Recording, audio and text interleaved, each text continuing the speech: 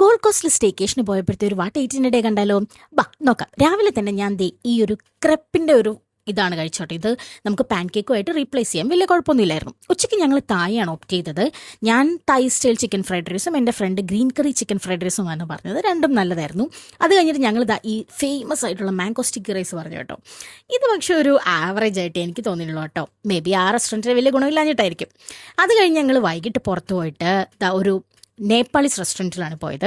ഇവിടെ ഞങ്ങളൊരു മോമോസിൻ്റെ പ്ലാറ്ററാണ് പറഞ്ഞത്. അതിനകത്ത് 4 തരത്തിലുള്ള മോമോസ് ഉണ്ടായിരുന്നു കേട്ടോ. ഭയങ്കര ടേസ്റ്റ് ആയിരുന്നു. എനിക്കല്ലെങ്കിൽ നേപ്പാളീസ് മോമോസ് ഭയങ്കര ഇഷ്ടമാണ്. ഇതിനകത്ത് ഫ്രൈഡ് മോമോസ് ഉണ്ടായിരുന്നു. പിന്നെ ഇതിൻ്റെ പേര് ഹത്തായ് മോമോസോ അങ്ങനെ എന്താണ്, ജസ്റ്റ് പാൻ ഫ്രൈ ചെയ്ത മോമോസ് കേട്ടോ. അത് കഴിഞ്ഞ് പിന്നെ നമ്മുടെ നോർമൽ സ്റ്റീംഡ് മോമോസ് ഉണ്ടായിരുന്നു. പിന്നെ ചില്ലി മോമോസ്. ഇത് ഇച്ചിരി സ്പൈസി ആയിരുന്നു. ഞാൻ പൊതുവേ സ്പൈസി അത്ര പ്രിഫർ ചെയ്യില്ല.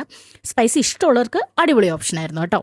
അങ്ങനെ അത് മൊത്തം ഞാൻ കഴിക്കാൻ പറ്റിയില്ല. ബാക്കി ഉണ്ടായിരുന്നൊക്കെ ഞങ്ങൾ പാഴ്സൽ എടുത്തു. നെക്സ്റ്റ് ഡേ വല്ലതും നമുക്ക് കഴിക്കാമെന്ന് പറഞ്ഞ്. അപ്പോൾ see in the next video.